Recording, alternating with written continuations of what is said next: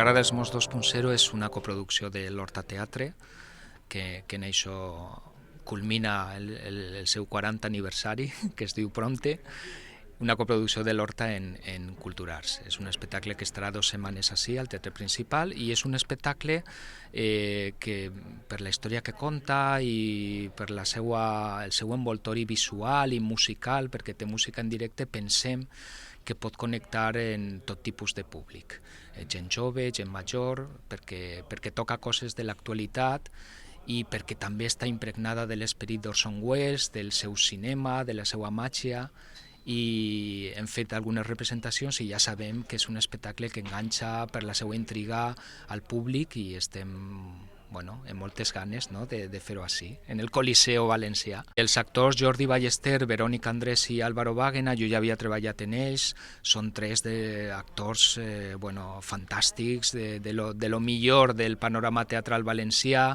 i això es veu claríssimament a aquest espectacle. És un espectacle on ells fan un treball de molta profunditat, de molta potència, i ha sigut un procés molt fantàstic, un viatge enriquidor, perquè jo vaig treure d'ells tot i ells ho van donar tot, perquè estaven molt implicats en la història des del primer moment, des del moment que ells vas passar el text. Tenien moltes ganes d'enfrontar-se a uns personatges en moltes capes i prou interessants. Aquest espectacle sí que per les seues dimensions és un espectacle més gran, era com un repte artístic. El fet d'anar al Principal en els moments que vivim de canvi polític també és estimulant perquè marca el que hauria de ser ja un camí de normalització, on companyies valencianes com la nostra, amb autors valencians, intèrprets valencians i obres en valencià, pogueren vindre a aquest teatre i accedir a un públic com més ampli. Per això és un repte, però en la mateixa exigència i en la mateixa intenció d'arribar a la màxima qualitat que en tots els espectacles. El que passa és que aquest és un espectacle, ja dic, per les seues dimensions, per la seva temàtica, pel fet que tinga música en directe, per les seues dimensions, que té un punt especial, i crec que el fet de fer-lo en el Teatre Principal també és un punt afegit. Jo crec que és una obra addictiva, i que és una obra d'una intriga creixent i que t'enganxa des del principi fins al final. I no puc desvelar més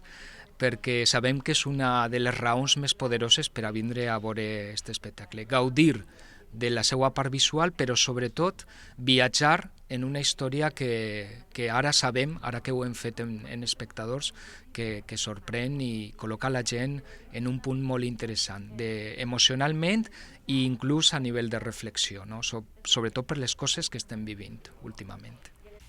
A mi personalment el meu personatge em resulta, com sempre ho són els nostres personatges, són reptes, i este ho és per unes característiques determinades del personatge que ja, com sé que vindreu tots a veureu quines són aquestes característiques. M'ha clavat en un món molt específic i he tingut que fer un treball molt concret, tècnic i també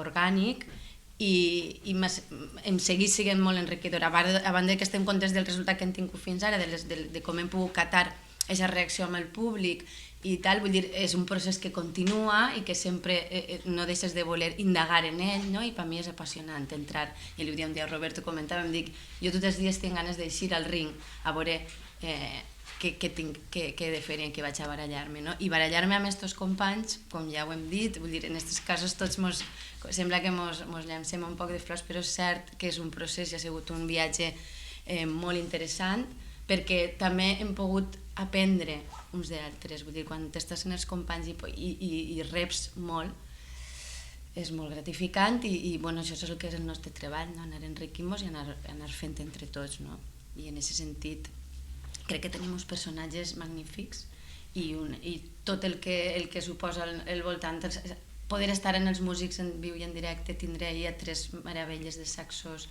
tota la composició musical que s'ha fet, més totes les aportacions visuals, com ell ha dit, és que Roberto és un tot i ha sigut molt gratificant fer aquest personatge. És un projecte que naix de les coproduccions que en el 2014 va proposar Culturarts, i el projecte que nosaltres vam presentar a aquestes coproduccions sobretot perquè s'inicia en dimensions de lo que la pròpia companyia podia aportar. Entonces, vam tindre la sort de ser un dels 4 projectes coproduïts. Contem amb Jordi Ballester, Álvaro Wagner, Verònica Andrés i un equip que vull recalcar que és 100% valencià. Tota la gent que treballa ens ha acompanyat, viu i treballa així, del qual ens sentim orgullosos, i tenim davant de nosaltres este repte que és estrenar en el Principal i estar 9 dies. Venim de veure un espectacle infantil en Nadal que ha funcionat molt bé, venim de veure Pep Jimeno el Botifarra i a Xavi Castillo així, cada un d'ells un dia ja ompliguent, i està fantàstic. I jo crec que ara ve un poc com la revàlida, no? Una companyia valenciana, en valencià, presenta un espectacle i va estar 9 dies. Jo crec que ara tenim una gran responsabilitat, un gran compromís, i al mateix temps ens estimula moltíssim perquè pensem que l'espectacle ho val molt la pena, que va estar a l'alçada no sols del lloc sinó dels 9 dies, i senzillament convidar a tota la gent a que vinga i sobretot que disfrute, perquè se'n va eixir una sensació molt orgullosa, no? de veure el que ha vist i sobretot en ganes no de contar el que ha vist, però sí de recomanar el que ha vist. La veritat és que adore ser pervers. En un món paral·lel. En el món de la ficció i del cine. I després poder tornar al món real sense tindre les mans tacades de sang. Bueno, La Guerra dels Mons 2.0 sobre todo es una obra de intriga, sobre todo. Pero no únicamente, quiero decir, toca varios temas, todos de actualidad. La gente se va a ver, va a entender de lo que se está hablando. Creo que hay una cosa que es estupenda, que es para todos los públicos, porque no habla de cosas, digamos, como generacionales, sino habla de temas, y sobre todo el tema de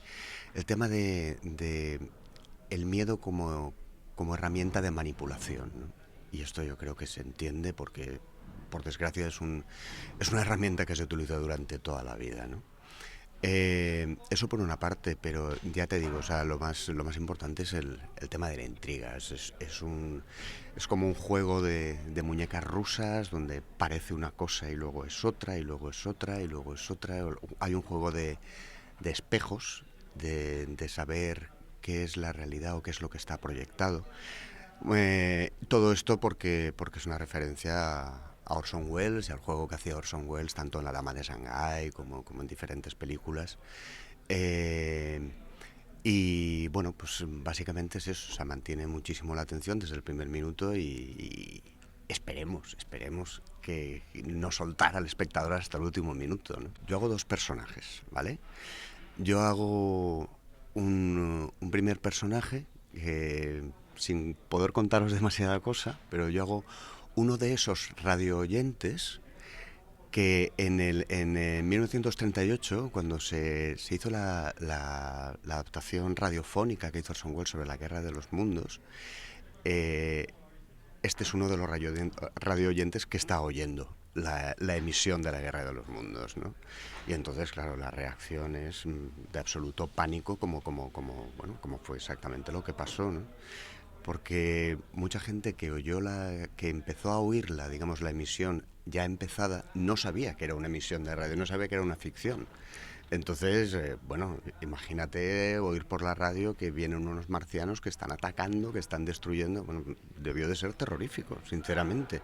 Y más con la mentalidad de aquella época y más en el contexto histórico en el que pasaba en el que cuando se hizo la retransmisión, ¿no? Que era pues a las puertas de una Segunda Guerra Mundial, viviendo una depresión económica brutal. Entonces, bueno, se crearon todos los ingredientes para que aquello se genera como una especie de... Bueno, de hecho, fue el primer fenómeno viral de la historia, ¿no? Orson Welles ya tenía cabecita y luego lo demostró a lo largo de todos sus años, ¿no? Y luego, por otra parte, hago otro personaje que es un productor de cine. No puedo contar demasiado, es un productor de cine, creo que bastante reconocible.